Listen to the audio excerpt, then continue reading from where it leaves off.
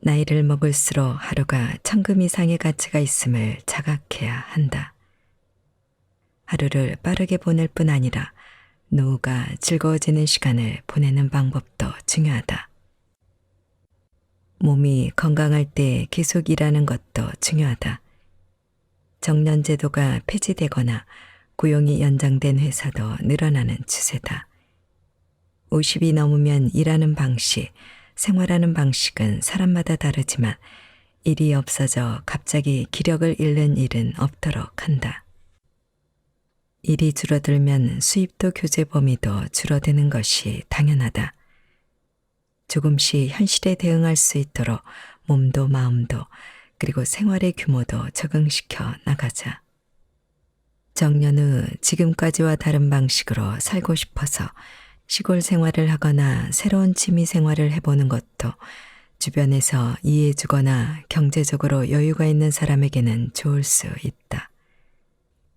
다만 과거에 연연하지 않으면 받았던 수입이나 대우는 내려가더라도 조금씩 즐기면서 일하는 것도 가능하다. 짧은 시간 외부에서 지금까지와 다른 일을 하는 것도 삶에 활력을 준다. 국가에서 운영하는 취업정보 사이트에서도 고령자를 위한 일을 소개해준다. 내가 자원봉사로 강사를 하는 지역 실버인재센터에는 정보를 등록하면 아이돌봄, 교통안전, 고령자의 가사지원 및 픽업 등의 일자리도 소개해준다.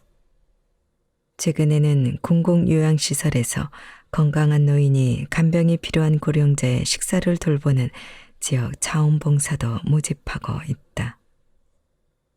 상사회사에서 오래 근무했던 한 지인은 정년 후에 시니어 자원봉사에 참여해 아시아의 한 나라에서 농업기술을 가르치고 있다. 크진 않지만 수입도 있고 사람들에게 감사를 받으면서 일한다고 한다. 이런 삶의 방식은 인생의 황금 같은 노후기를 허비하지 않기 위해 매우 중요하다.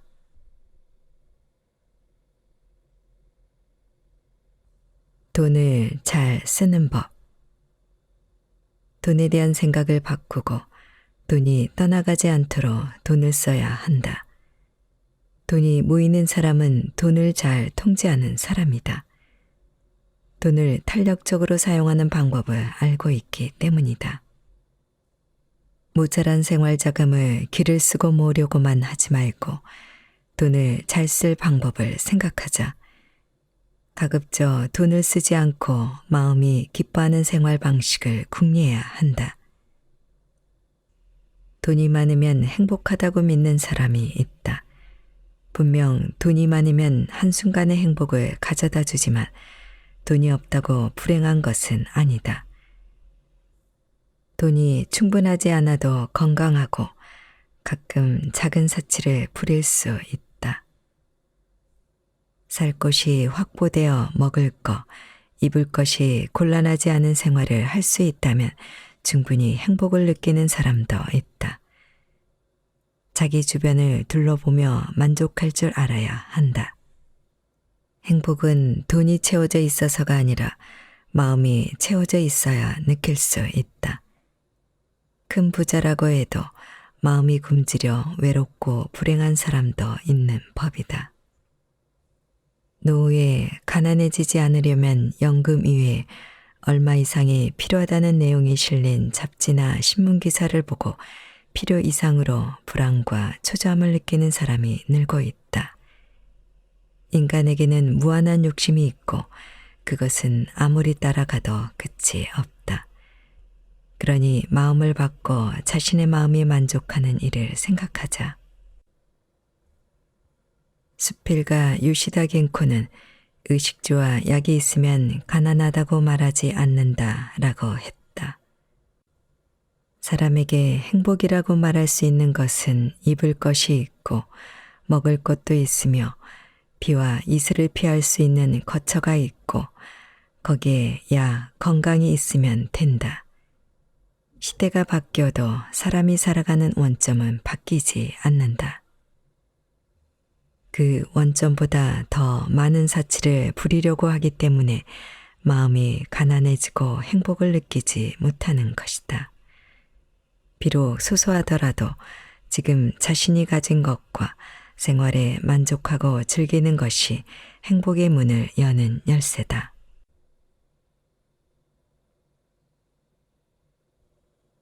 절약이 아니라 정성을 쏟으며 살아간다. 노후에 연금으로 생활하게 되면서 수입이 급격히 변화해 전략해야 한다고 초조해하는 사람이 있다. 전략은 낭비를 줄이고 생활을 긴축해 불필요한 지출을 억제하는 일이다.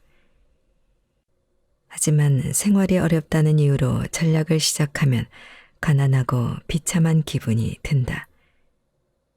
나이를 먹은 후의 전략은 지금까지 쌓은 지혜를 이용해 쾌적하고 슬림한 생활을 즐기기 위한 것이어야 한다. 흔히 독일인을 구두쇠라고 한다. 그들은 젊었을 때부터 절약 정신을 갖고 쓸데없는 쇼핑은 하지 않으며 소박하고 청결한 삶을 당연시하여 연금 생활자가 되어도 당황하거나 조급해하지 않고 담담히 자기만의 생활을 즐긴다. 나의 독일인 친구는 자신이 구두쇠가 아니라 합리적이라고 한다. 결코 돈을 쓰지 않는 것이 아니라 자신에게 불필요한 것, 쓸데없는 것을 판별하고 목적에 따라 계획적으로 돈을 사용한다는 것이다. 참고로 그 친구는 연금으로 생활하면서도 1년에 한 번씩 부부 동반으로 해외여행을 즐기고 있다. 그들은 돈을 어디에 어떻게 써야 하는지 알맞은 방법을 찾은 것이다. 물건을 소중히 하고 낭비 없이 소박하게 살면 돈 걱정 없이 마음도 풍요롭게 지낼 수 있음을 알고 있다. 매일 제대로 살아간다. 갑자기 집에 누가 와도 당황하지 않고 차라도 마시고 가라고 집 안으로 초대하거나 화장실을 사용하라고 흔쾌히 문을 열어줄 수 있는가? 이런 일이 아무렇지도 않고 자연스럽다면 매일 제대로 살고 있다는 증거다. 어느 때라도 매일 아침 세수를 하고 잠옷을 벗고 옷을 갈아입는다. 머리를 정돈하고 옅은 화장을 하고 쓰레기를 버린다. 아침 식사는 채소를 갈아 만든 주스나 과일만이라도 좋으니 식탁에 차려놓고 앉아서 먹는다. 식후에는 식기와 테이블을 잘 치운다. 가끔은 백화점 지하에서 반찬을 구매하거나 외식을 하는 것도 편리하고 기분 전환이 되지만 기본적으로는 소량이라도 생각해서 손수 만들자. 방은 항상 깔끔하게 정리할 수 있도록 신경 쓴다. 사용한 물건은 제자리에 되돌려 놓고 얼룩은 그때그때 깨끗이 지우면 충분하다. 볼 일이 있든 없든 기상시간과 취침시간을 정해서 수면시간을 충분히 확보한다. 근처를 산책하거나 쇼핑하러 나가서 바깥 공기를 마시고 거리의 모습을 피부로 느낀다. 일상의 별것 아닌 사소한 일에 관심을 두고 정성을 다해 살아가면 돈도 들지 않는다. 돈이 부족해지면 어쩌나 하는 장래의 불안도 사라지고 인생은 어떻게든 된다라고 생각하게 된다. 지금까지 오랫동안 나이를 먹으면서 경험을 통해 알게 되었다. 하루하루를 제대로 살아가고 있다고 실감하는 것은 단순하고 풍요로운 생활의 기본이다.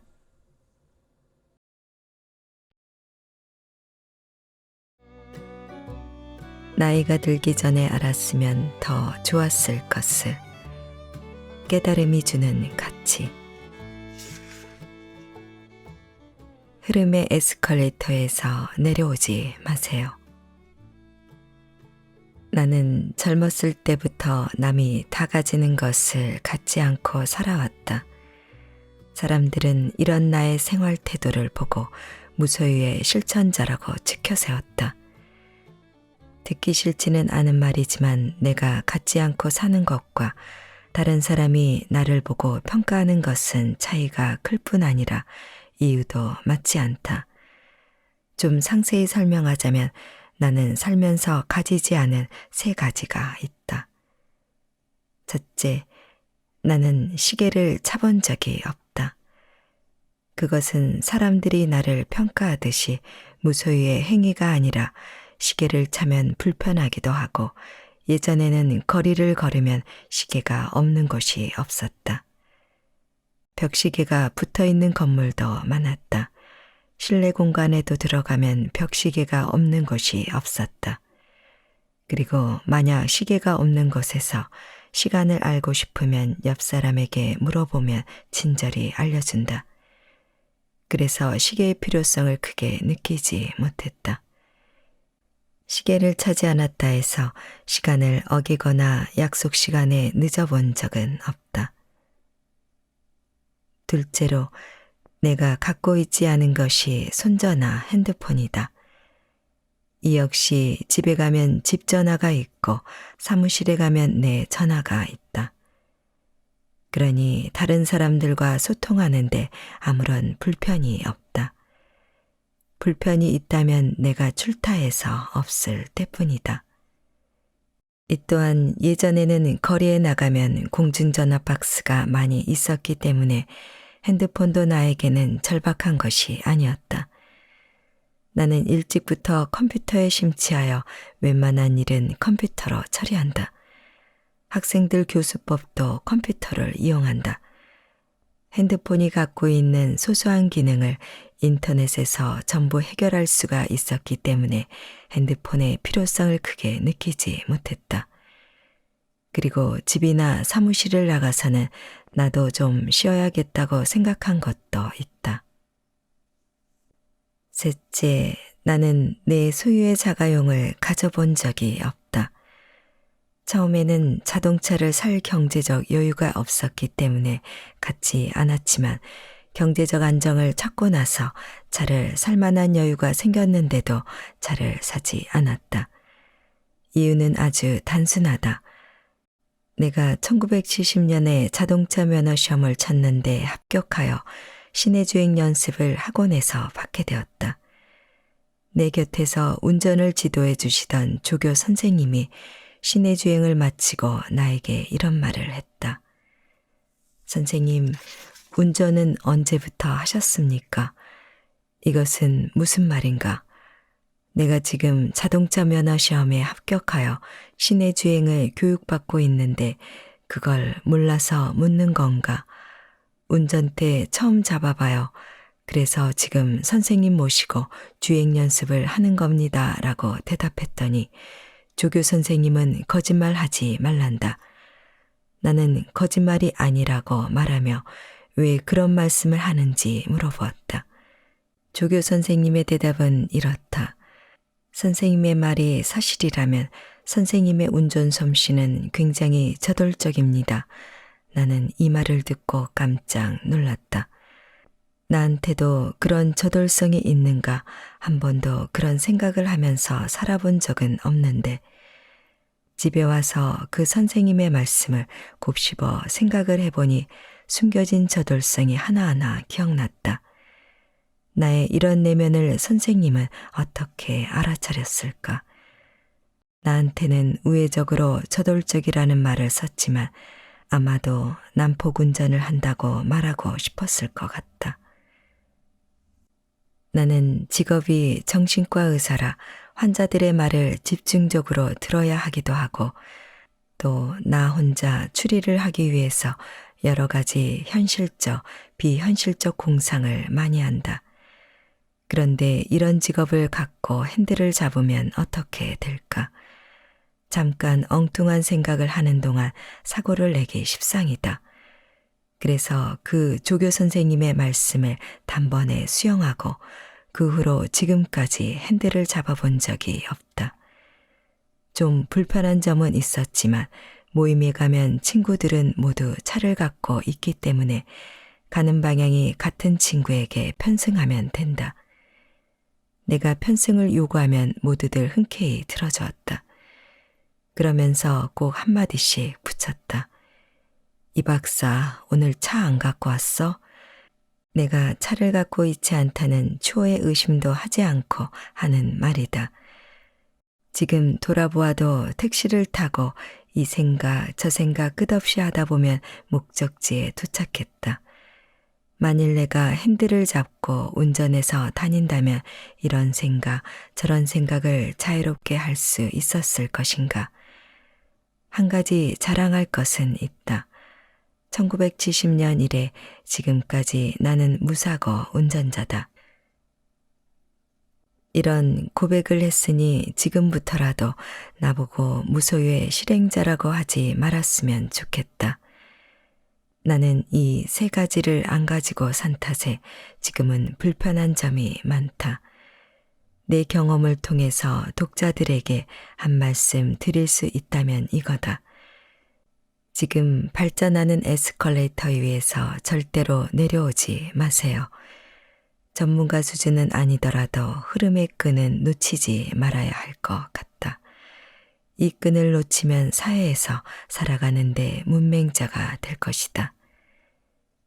나는 이 세 가지를 안 가진 탓에 산무무소유자라는 별명도 들었는데 셋 중에 없어서 제일 불편한 것이 있다면 핸드폰이다. 핸드폰의 많은 기능을 내가 다 활용할 수는 없지만 아는 사람끼리 서로 전화하고 그날그날 뜨는 사회 소식도 접할 수 있기 때문에 핸드폰은 이제 없으면 불편한 존재가 되었다. 핸드폰이 없어서 불편한 또 다른 이유는 내가 나이가 많아지니까 자녀들의 걱정이 많다는 것이다. 집과 사무실에 없으면 내가 어디를 돌아다니는지 위치 확인이 어렵기 때문에 여간 불편해하지 않는다. 나는 그 점이 불편하지 않지만 자녀들의 그런 불편을 해소시켜주기 위해서 위치 추적이라도 할 수 있도록 간단한 핸드폰은 가져볼까 하는 생각을 한다.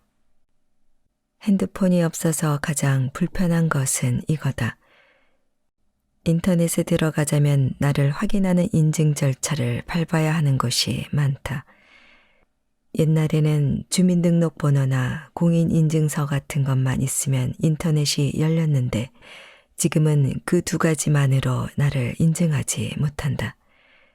요즘 통용되는 것이 자기 소유의 핸드폰 번호를 인증 수단으로 쓰는 것이니 내가 들어가고 싶은 사이트가 있다 하더라도 핸드폰이 없어 들어갈 수가 없다.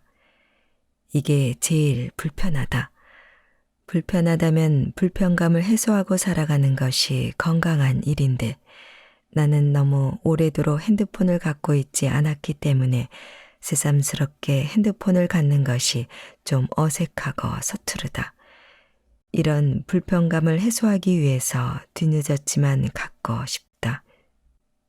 내가 하는 행동의 본심을 다른 사람들은 내 뜻보다 더 높은 수준으로 해석하는 경우가 많다. 이 세 가지 산무무소유에 대한 것도 그렇다. 이제 나이 들어 그간 모아둔 옛날 자료들을 정리하다 보니 이건 무소유가 아니라 욕심투성이다. 그러나 의식 수준에는 내가 욕심이 있다고 생각해 본 적은 별로 없다. 평생 마음속으로 지녔던 소망 가운데 하나는 내 방을 스님들의 선방처럼 해놓고 사는 것이었는데 그것도 그저 꿈이었을 뿐이다. 내 거실을 보면 책장이나 소파나 기타 가구 같은 걸로 꽉 차서 내가 앉아 편히 쉴 공간이 그렇게 크지 않다. 초심은 어디로 가고 이런 잡다한 물건들이 내 주변에 쌓여 있을까? 그러고 보면 내가 참 무지하구나 라는 생각이 든다.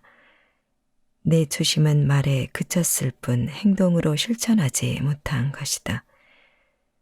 산무무소유자라는 별명을 가진 자가 할 말은 아닌 듯하지만 나를 반면교사 삼아 지금의 사회 흐름을 대표하는 에스컬레이터에서 내려오지 말라고 권해본다.